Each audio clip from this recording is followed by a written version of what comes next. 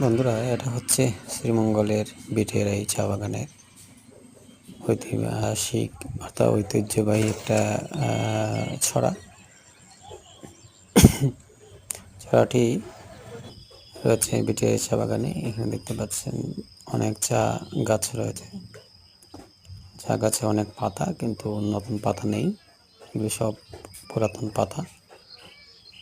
নতুন পাতা সব নিয়ে গেছে ফ্যাক্টরিতে চা করার জন্য।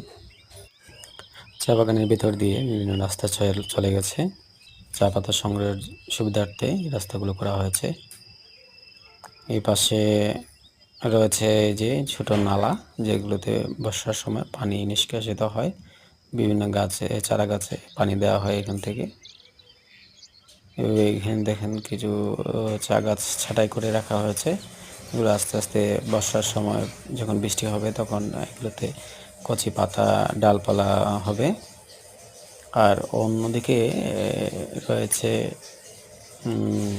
পাতা, কিন্তু ওগুলা কচি পাতা নয়, ওগুলো পুরাতন হয়ে গেছে। কিছুদিন পরে এটা ছাঁটাই করে দেবে।